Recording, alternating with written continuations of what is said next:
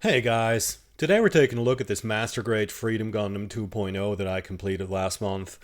We're going to try a bit of a different approach than usual with painted builds here. I didn't film myself doing a show and tell at the bench this time. Instead, I'm going to show you some pictures and talk you through how I did the paint job. I have reasons for this, but I won't bore you with those. Let's just get talking about this build already.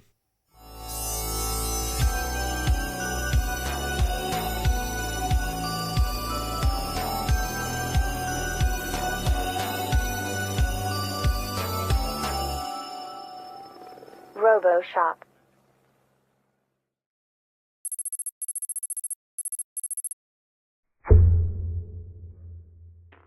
So, first of all, for the basic paint job, if you've been following my painted builds, you won't hear too many surprises here because I do have my go-tos.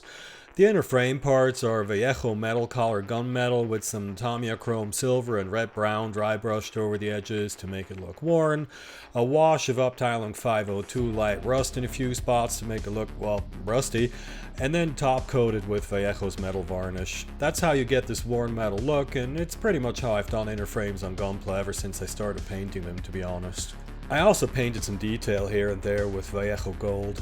I actually don't particularly like this color because it's really pale and boring looking, so I always apply a wash of Reichland Flesh Shade from Games Workshop over it to turn it into this richer color. Why do I use the paint if I don't like it? Because it brushes on really well, like all of Vallejo's metal color paints.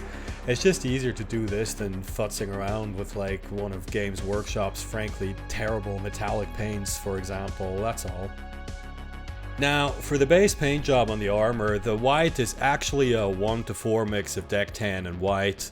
I've talked about this before, I just prefer the slightly warmer off-white to pure white, and I think the warmer tone is also what prevents the pre-shading from taking on this bluish tone that you get with pure white. Another advantage, frankly, is that it photographs much better. The reason the white is showing up against the background so well here is exactly because it isn't actually white. Moving on, the red is a 50-50 mix of Tamiya red, brown, and red, also a color mix I've used a million times before because I just love this slightly muted red tone.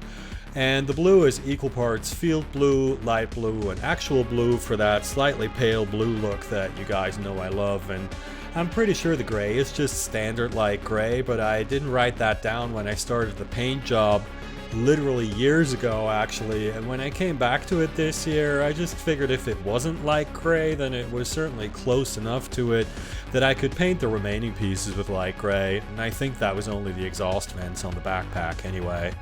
Oh, and the black is actually just straight black, which was a mistake, but it's how I did the torso and then I was stuck with it. Never paint large pieces pure black. More on that later. Oh, and also the gold part of the crest on top of the V-fin, and only that part is Tamiya Titanium Gold. That's another old go-to of mine because like most of my collar choices here, in case you haven't noticed, it's standard Gundam collars but more pale and muted. Plus it's just a color I really like, to be honest. Now, obviously there's a lot of pre-shading going on here, which I did with my usual method of first priming gray and then doing the pre-shading with black. I get questions about this sometimes, but the reason is really just that it's what works best for me because the lack of contrast between the gray and the black makes the individual dots less visible, and so the transitions appear smoother. It's not the reason why the pre-shading is so intense on this one. That was done on purpose, and it's a simple matter of just leaving the shading darker as you apply the final color over it.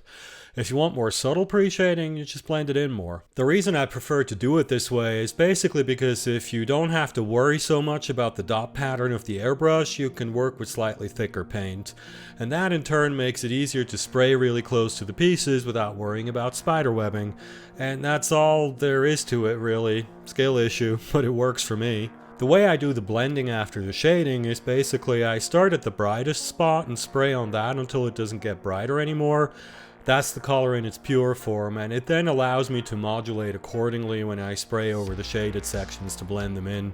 This also helps me to get the pieces looking reasonably uniform, but in all honesty, there's no easy way to get that right, and I didn't get it perfectly here either.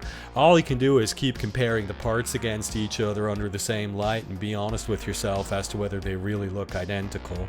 Anyway, once that was done, I did the usual steps of gloss coat, wash and water slides, then matte coat, code and weathering. The Waterslides are Chinese knockoff ones from a company called DL, but I've used them on plenty of Gunpla. The quality is about as close to proper Bandai Waterslides as you're going to get, and unlike those, you can actually find the frickin' DL ones. Bandai Waterslides are like unicorn poop, I swear. I always use Microset and Microsol for my Waterslides, and that nearly always works really well to give them that painted on look, but unfortunately it didn't quite work out on the large black pieces on the wings here. Like I said, never paint pure black. One reason is that it's incredibly unforgiving for Waterslides and you will get silvering. I was able to fix some of this with the matte coat and some of it by straight up airbrushing over the silvered sections, but it was really frustrating. I did the kit in sections and didn't run into a single problem, only to then be struggling with the Waterslides on the backpack when everything else was already done. For the panel lines I used AK Grey really on basically everything except the red. It looks better on white because black would be too intense, and it also works on pure black pieces because it's lighter and you can actually get the panel lines to show up that way. Anyway, next after the matte coat was the weathering, of course. I really liked how the kit looked before weathering already, and the Freedom just isn't the kind of mobile suit that really lends itself to that completely beat up rat rot look that I usually do, so I decided to really rein it in this time and only do very targeted chipping.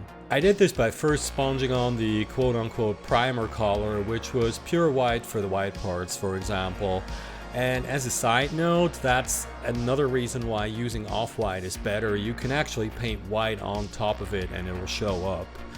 Anyway, once the sponge chips were done, I went back in with Dryad bark from Games Workshop and a brush to fill in the center of the larger chips.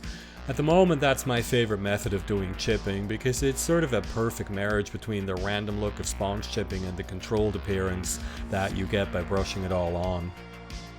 Like I said, I kept it really targeted here, just some of the wrist armor, for example, or this very intentional scratch on one of the shoulder pieces, where I also smudged on some starship filth to make it look like a projectile is half bounced off the armor, chipped the paint and left a scorch mark. This is what people mean when they say weathering should tell a story. Always ask yourself what happened here, not just, I need to gunk up this area to make it look more interesting. Of course, what also helps with keeping the instinct to gunk everything up in check is the pre-shading. If every surface already has color variation on it, there's far less of a compulsion to go and slather weathering effects all over it that have no reason to be there. In a few spots I also added some heavily thinned down light rust for streaks or just to punch up the rustiness of a chipped area. Basically those that I thought should look more damaged, particularly here on the thighs where I thought they would bang against the skirts all the time. In general, I did most of the weathering on the legs, and the kit gets more pristine as you get to the top. That's pretty much my rule of thumb with everything because I think it's reasonably realistic, but it also creates this overall effect that you want where the top and the face are the lightest parts of the kit and draw the most attention to themselves. Also, I did some chipping on the black parts elsewhere, but here on the wings I decided to just dry brush them a bit to bring out the edges and make it look more just a bit worn than weathered.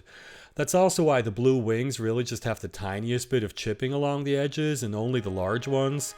All of this stuff is tucked away most of the time and it really wouldn't take a lot of damage. On the gun, I had to improvise a bit. As I mentioned earlier, I actually started this build years ago and then kinda lost interest and put it away for a while. I never put the clear piece into the camera because I knew I wanted to paint it and it would have been impossible to remove after the fact, but of course, in the time between when I stashed the kit away and when I dug it up again this year, that piece managed to magically disappear somehow. So what I did was really just that I poured some Tamiya clear red in there and hoped for the best, and honestly, looks good enough for me.